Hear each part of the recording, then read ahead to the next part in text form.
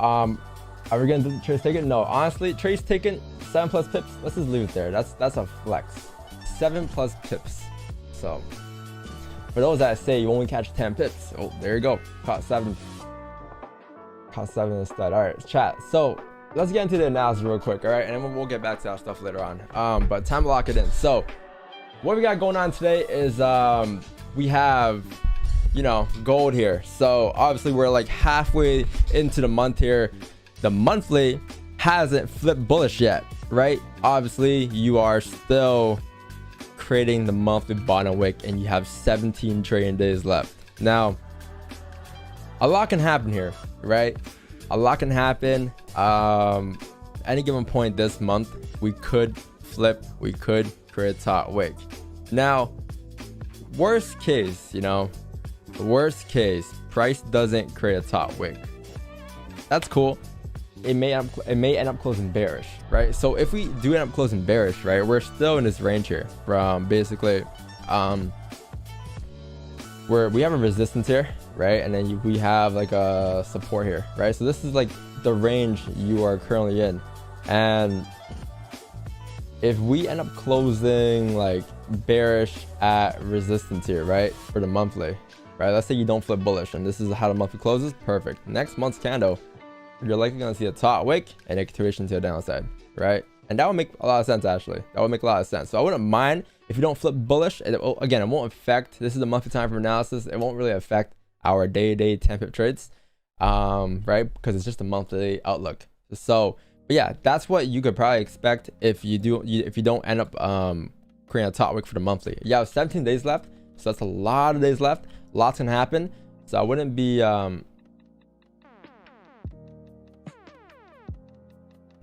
right, why did I open up this? Let's say I can do that. I didn't know I can do that. That's fire. Anyways, but yeah, any given point the monthly could just create a top wick and do that you know, create a top wick and to continue further down towards the next support at 1825. So just be aware of that.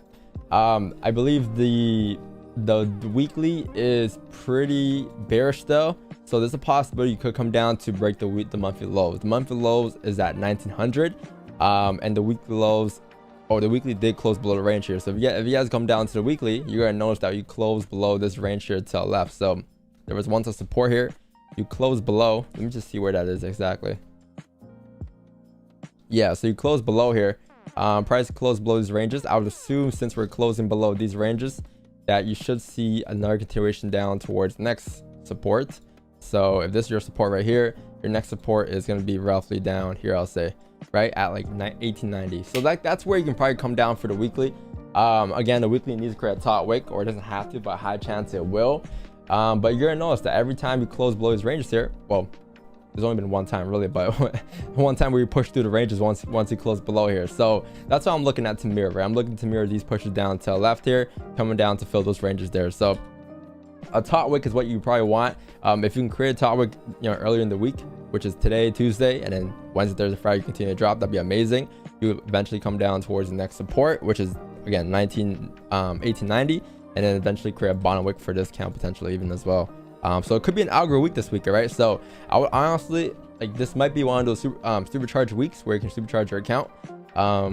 In terms of, there'll be algo days. So the more, you know, algo days you have, the more pips you have potentially to catch, right? So something that you kind of, you know, wish for as a price action trader all the time. So just, you know, locking in this week. The daily time frame is pretty, I'll say, it closed bullish, but it closed with very weak bullish here. So if you guys take a close look here, you're gonna notice that the previous weekly had no or previous daily on Thursday had no bottom wick here, right? So no bottom wick just indicates that there's not enough range to continue down at any given point. You could come down to create a bottom wick just to flip back up bullish, and that's what price Canada did here. So if you guys take a close look, you're gonna notice that you are at some type of support here, or you were at support here. It kind of depends where you draw as well. There's a support level right around here. There's also a support level right around here as well. There's two of those areas there where price could possibly reject that.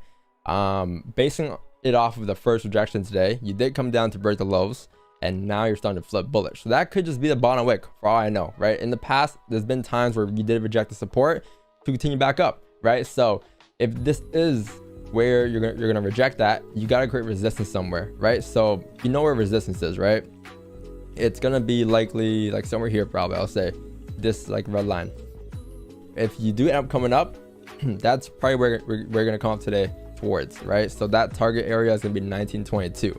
That range going up is around 86 pips. So it's not a bad range today. It's definitely tradable. The thing is, we can come down a little further, and I would prefer a little further. I sort of want to see the motion form on a smaller time frame. I was looking at gold earlier on a smaller time frame, which I'll go through here in a second, but I noticed that the motion needs to form still on a smaller time frame, like the 1 hour, and that taps you into 1906, 1907. So I'm going to show you guys where it is in a second. But that's the daily time frame, right? So understand that at any given point, you could come down further towards 1907, and then once you tap 1907, that could be the rejection for us to drive up today. So if it does end up doing that, then you have a bigger range to drive up than you would off of the current low. All right. The 4 hour time frame, again, this is what I was looking at, right? So the motion. So yes, you are, I guess you can say you are creating lower lows here, right? Lower highs, lower lows, whatever, right? You're making like, you know, lower lows, but I believe you notice how like price was struggling to push down here, right? Like it came down, broke the lows once, struggled, came back up, create support, fake out. Same thing happened here, came up, right? So there's a possibility you're gonna see another spike down here, and once you see that strong spike down, breaking through all these levels to the left here, so there's like a strong support here, you say, right?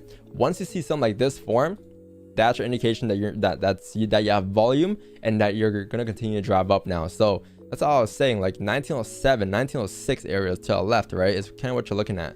You kind of want to see it break the lows, tap into these areas, and then around like 1907, 1906, you can look to scale and buys to retest the highs, or even flip this candle. If you know that your resistance now is going to be up here at these areas here, right? This is your range form. 1920, 1907, that's the range you want to play in. So as price comes down, taps those levels, you can probably look for buys and then take it up towards 1920, 1916, because the chances of you creating lows after breaking these lows is very low. Because if you were to make a low here, right, and then price were to continue to push up, it's gonna tap into 1920 before it starts to retrace, because it will start to retrace once you have like candle closures and shit, right? So once you actually close like this, you'll probably see the next candle come down, create a bottom wick, and that'll be your new low. But the first initial push up from 1907 will be a strong push towards 1920. So just expect that today, or I'll assume that that's likely gonna happen today. It's just about when it's gonna happen, or you know, if that actually forms or not. But if that were to form, then you know, we'll look for those buys at like 1907, 1910, 1908 and such. I'll say like 1906 is pretty decent level for us to take buys at, but we're like pretty far away still. We're like, I think 50 pips away or 70 pips away from that range there getting tapped. So let's see if we can take advantage of the sells even, because if we are expecting price to continue pushing down to create a steeper wick again towards 1907, 1906, then how could we anticipate the sells coming down on top of the buys later on as well? So how I'm gonna look at this is, or what I'm gonna do here is, let's go down to like the 30 and see how it looks here. 30, I'm just looking at structure. I'm just looking to see what makes the most sense right now. Let's drop down to the 15. I'm not sure if you guys noticed, but lately I'm using the 15 quite a bit. By lately, I mean the last 2 weeks since we got back. But yeah, there's your 15 there, 1910.959 here. So this is your support here, right? So let's go ahead and mark this up as like your support. Can this be a little lower? Probably be a little lower. Yeah, right there, 1909.857. So I'm just trying to mark up my major levels right now, right? Just levels where we can just tap and struggled in the past. Let me see if this can change. No, we're good. Get a little higher. Is it tap here? Okay, cool, it does. Yeah, it should be good there. Yeah, so 1910.109 I'll say is my next support here. So if price were to continue to drive down today, you now know that 1910 is a strong area of rejection, an area where price could literally reject off of at any given time. And that's what sort of happened earlier today. You came down last night during London Asian, tapped into those ranges, and then you started to just form some ranges afterwards, right? So price obviously came up. Now it's creating some type of resistance up here. So if we know there's a resistance here, let's go ahead and mark this up as a resistance then. So 1915 or 1916 193, I'll say is a pretty strong level on price here. So how's that looking to 5? All right, yeah, that's cool. Should be good. So let's put it right here. All right, so 1916 current range we're in. So this is the range where there's gonna be a lot of ranging, obviously, right? Like this is the range you're currently in right now. So there's your support at 1910, there's your resistance at 1916. This is the range where price will probably spend the majority of its time in until it breaks out, until it grabs liquidity to continue down or grabs liquidity to continue up. So the only way I can get sells here, right? Because going back to the daily time frame, going back to what we said earlier, but the daily coming down towards 1907, 1906, the only way we can get sells, or the only way I would look for sells, is probably if you grab liquidity to continue down. Because if price were to continue to push down towards 1906, right? Let's go ahead and mark that up just so you guys have a reference point. 1906.266 right here. If price were to truly drop down towards 1906, it needs to grab liquidity first before doing so, right? And you're gonna see it probably form. I'm looking left here. I'm looking at levels where you have rejected in the past, and I'll say probably like this area here to the left, 1922, or even like possibly 1921. Yeah, I'll say around those areas there. I'll say those are the areas where you can probably reject off of today to continue driving. Yeah, 21.152. That's cool. All right, so if price were to continue to drive up today towards 1921, that's when I look for my sells probably. Because even if you were to drive above 20 or 1916 here, think about it, right? If price were to just break above these ranges here, and its target was to fill this range up here at this area, because that's your next major resistance. If that's what price is planning to do, it's got to grab liquidity for doing so, right? So like if you were to take like buys above 1921 here, right, or 1916 here, if buys were to continue above 1916, to drive towards 1926, it's got to grab liquidity. It's not just gonna drive up obviously within the candle, unless you have news or something that's a catalyst to drive it up like that, right? It's likely gonna just create some ranges before coming up. So like as you tap into like 1921, your next major resistance, right, you're probably gonna see a pullback or something there. You're probably gonna see a count come down, create a bottom wake, you know, maybe even form resistance here for all I know, like this. And then, you know, once it forms that support there, it's likely gonna continue to drive up to retest the highs, right? But even if it doesn't do that, even if it doesn't form this, it's still gotta create a bottom wick some way, right? So if you were to take sells at 1921, that's where you're taking advantage of. You're taking advantage of that pullback, that pushback towards 1916, 1917. That's kind of like your advantage point where you can take advantage of. And then if you want runners, right, if price ends up flipping, then it ends up flipping from 1921. You have a wick entry, and then you let runners rock until 1906, and that range coming down is like 104 pip range, right? So it's either we look for that today, right, to continue driving down towards 1906, or we look for buys at 1906, right? But whatever's in this range, I probably won't look for anything in right now, at least, and then this range as well. But once you actually tap into those areas there, that's when we can probably take advantage of price action, and then take advantage of the buys and sells. All right, and for buys, again, 1906. If you were to drive down, like what's below 1906? Below 1906 is gonna be probably what is this? 1895. So like even if you were to continue to drive down again towards 1985, you're not just gonna see a one bearish candle like this. You're gonna see structure form, right? So like you might see something like this and then like this, all right? But you get top wicks, so you need liquidity for doing so.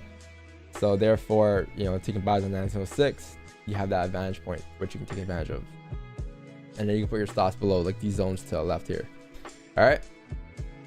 But yeah, chat, like looking for price sells at 1921 here.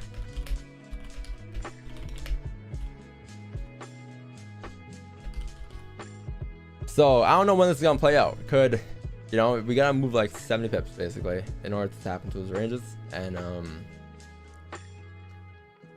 you're gonna need, by looking at price here and seeing that you haven't moved yet and it's almost ADM opening or NY opening, you probably need the NY opening, and then you probably need the COMEX open. So this trade could possibly play out at like 8:15, 8:20, 8:30. If it doesn't happen by 8:30, 8:35, then probably gonna be 9:30, right? NYC open. And then if not 9, then 10, 10, 10:20, 10:15.